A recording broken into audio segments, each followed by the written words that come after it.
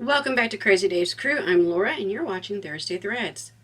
Guys, I'm having so much fun with the Quilt Block Lottery group on Facebook because every month there's this new challenge, for her monthly contest. Last time it was Jacob's Ladder in Cream and Vintage.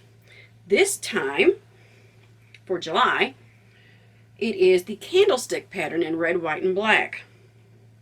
So we're going to talk about what goes into making a candlestick. So don't go away.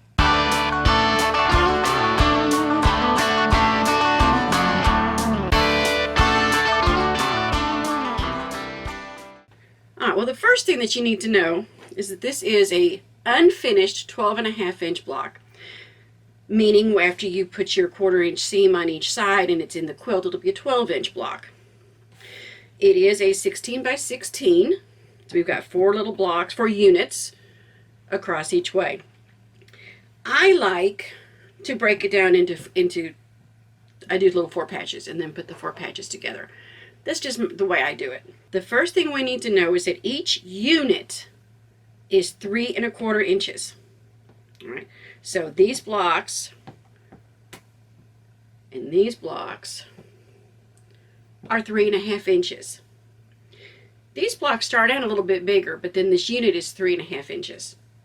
So let's talk about those first.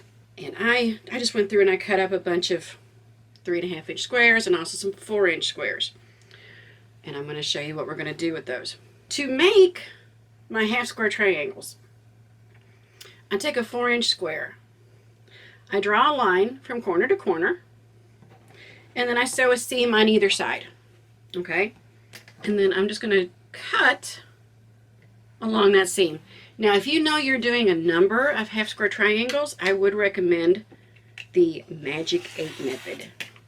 And got a video for that. That one is if you're doing a bunch of things, that one really works out well. So then after you cut it, I'm just going to press it open.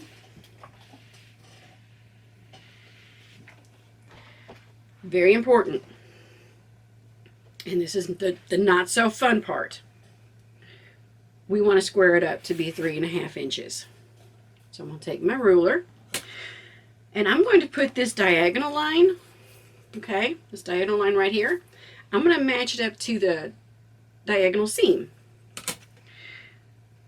And let's bring that down, yeah, about right there, making sure our diagonal line is on our diagonal seam. Use our rotary cutter.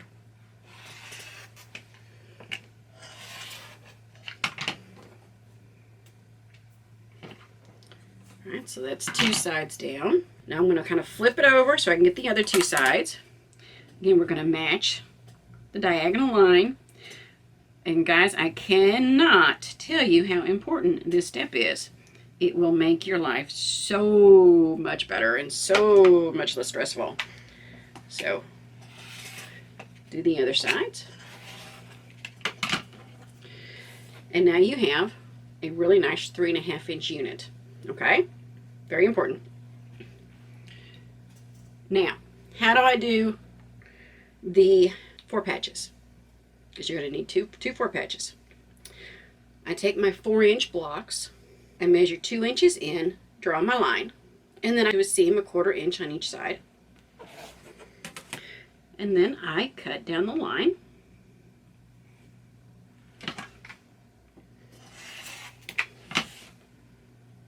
Okay. And I have a video that has like 3 different ways of doing a 4 patch.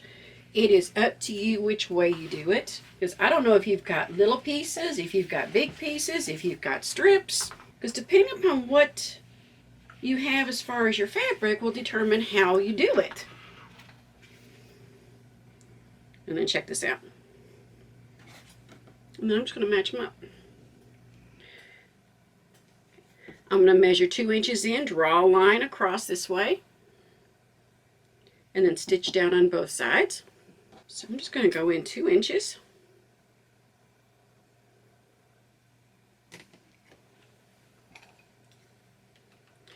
And I just use a pencil. Now if it's a dark fabric like a black, then I use one of my lighter sewing pencils. And after I've drawn my line,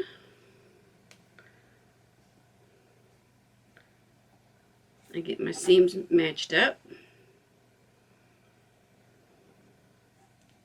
Very nice.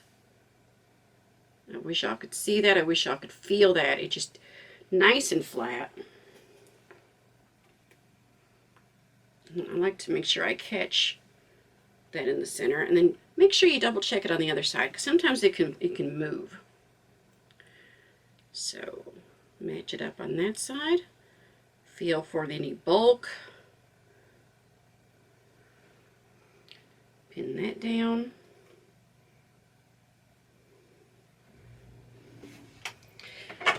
And I am using a piecing foot, so that this foot is going to ride right along the line.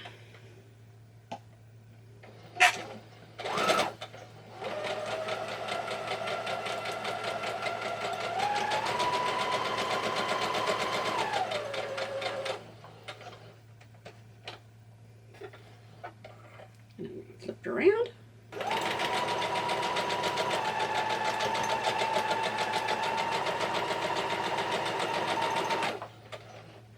Then, this is where it gets really fun. Then you line up on your penciled line, cut it, and voila, you've got a great 4-patch. You need to square this up too, so let's press this. And because our units are 3.5 inches, I need each side of the center seam to be 1 3/4 inches. I'm more comfortable with this one. That's just me. All right, so there's 2 inches. There's 1 3/4. And I'm just going to measure and trim along all 4 sides. I really like my rotary cutter because you let it go and it's not going to get you. So this is nice, and I can lock it. All right, well now I have a perfect 3.5 inch 4-patch. I have a 3.5 inch half square rectangle. Look at that, perfect. So now let's lay them out. Now the color scheme for the Quilt Block Lottery for July is red, white, and black. And I've done one. I've got some more cut out to make another one. But I wanted to play with my cream and vintage, because this is going to be a 12.5 inch unfinished block. Well, my Jacob's Ladder was a 12.5 inch unfinished block. And I'm using cream and I'm using vintage Civil War reproduction fabrics. And I was thinking, those would, that'd be kind of neat to put those together. So let's see what all I've got here. I think I like my blue. So let's move my cutting thing here.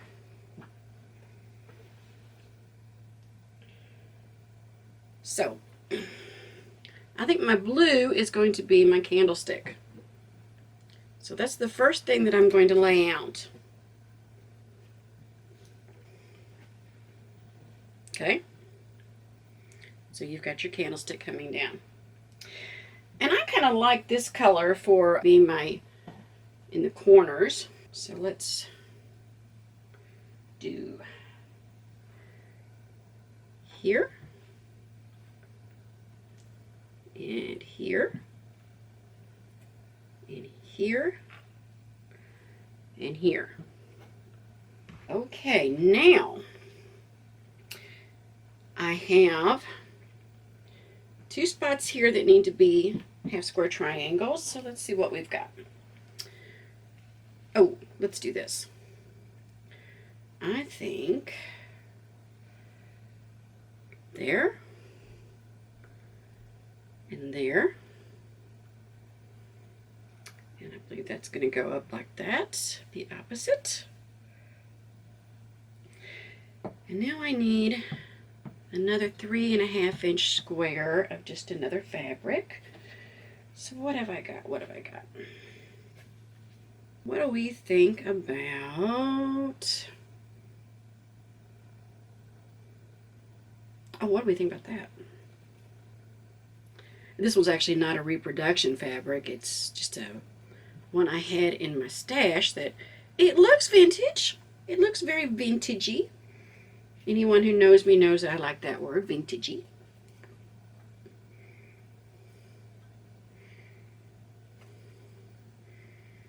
What do y'all think? Is that good? I actually like that one. So here's what I'm going to do. And believe it or not, I'm not going to pin it this time. Isn't that crazy? I always pin. But I'm going to take my first two pieces here and I'm just going to kind of run that under.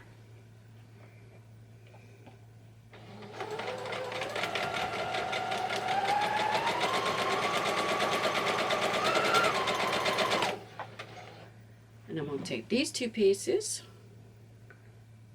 always making sure I remember which side is supposed to be the seam. That's probably the best reason to pin.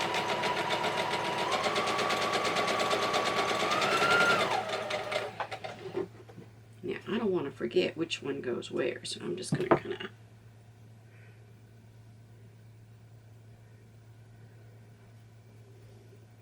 open that up to put that there. And I'm going to take this one.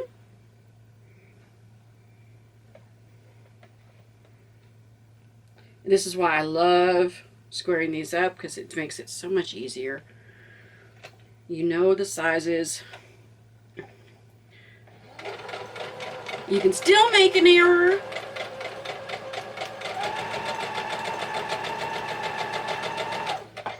But I find I do a little bit better with it. And if I take my time with these, then I'm not getting everything in the wrong position. So take your time. It's not a race. Now, I did find this one took me a little bit longer than Jacob's Ladder, and that's just because I had 4-inch squares and I had 3.5-inch squares. The hardest part of this, though, is deciding the colors.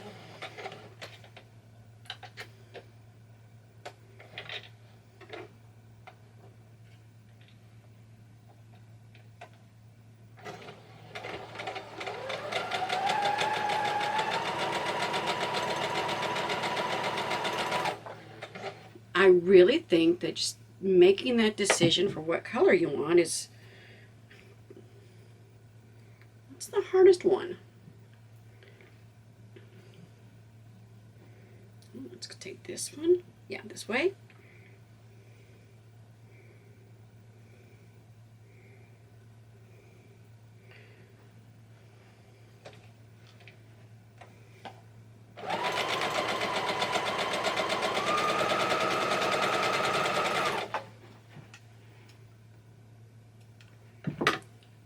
I am also finding that I really am enjoying these vintage blocks.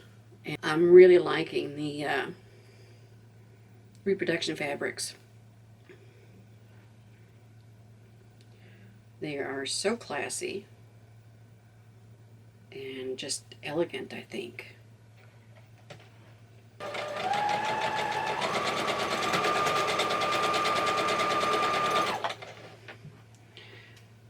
If you're comfortable with it, you don't have to keep stopping with each and every one. Me, see, I had that one upside down. That's why I have to go at this one step at a time. Otherwise, I'll get them turned upside down and they'll be in the wrong place. And then I have to use my seam ripper.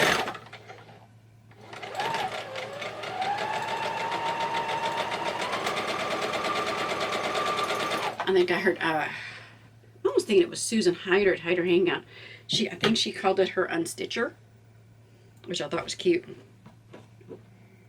And then my last one here to pair together. And because this one is 16 units, like I said, it takes a little bit. But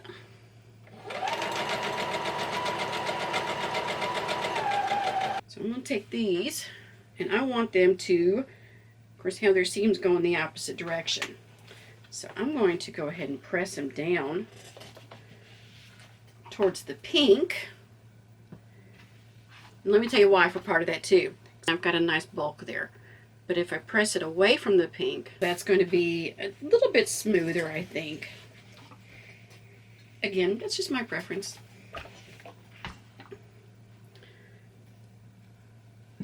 Now this time I will pin.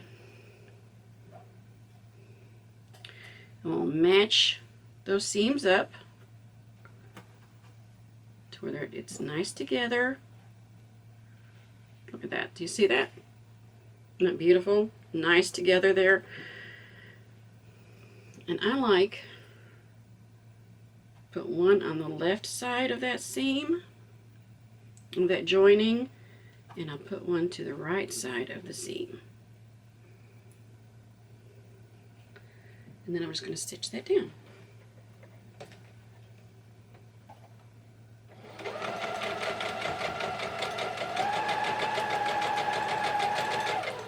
Now, when I get to my pins, I don't want to run over my pins.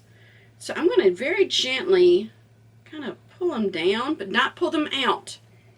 But I'm going to pull them down so that the pins are no longer in the way of the needle. That way, everything is still being pinned together. That join should not slip.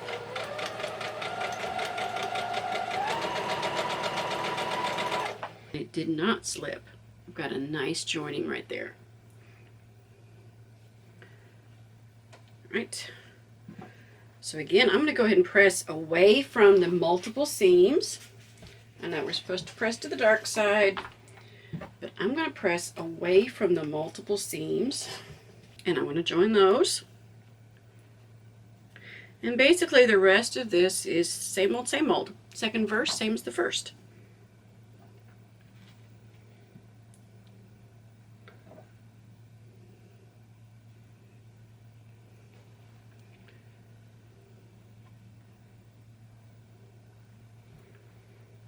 Let's go ahead and press these. Like I said, I'm pressing away from the multiple seams so it's a lot smoother. And let's join these.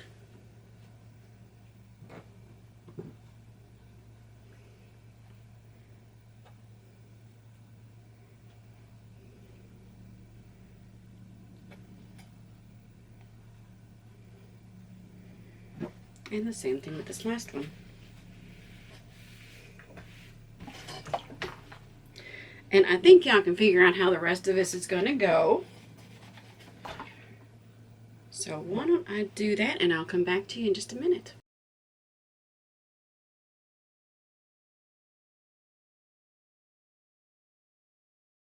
Well, after you've got your top 2 quarters and your bottom 2 quarters, or vice versa, done, this last step is going to be a little bit more difficult because you've got multiple seams that you need to match up.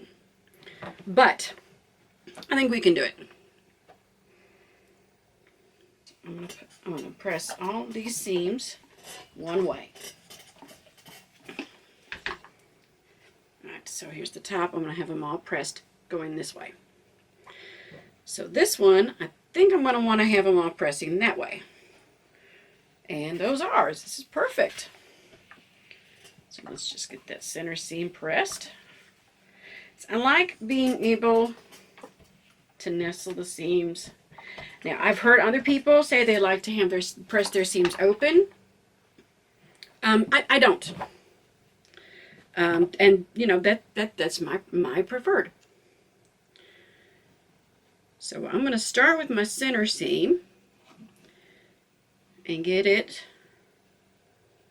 pinned.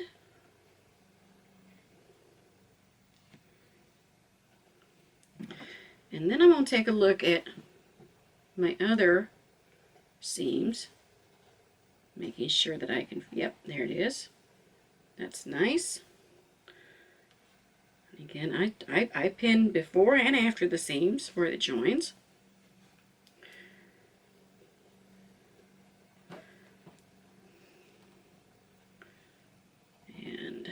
going to move that. Yep, there it is. That's good.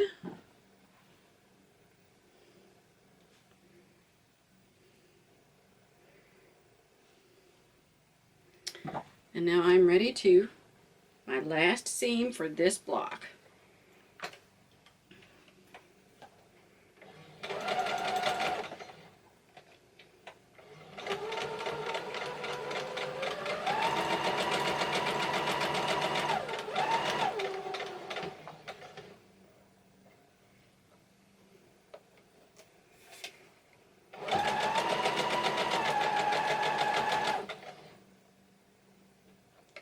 Make sure everything's staying nice and straight.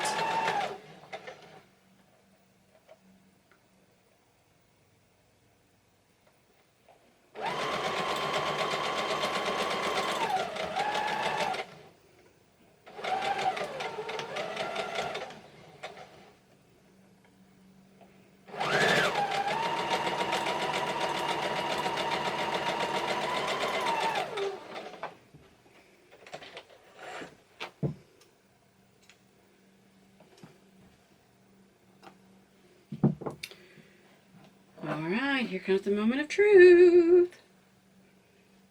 Let's see how we did. Ta-da! I'm just going to kind of finger press it. So what do y'all think? It's not the colors for the contest, for the Quilt Block Lottery, but I think this will definitely go with my vintage look for the Jacob's Ladder.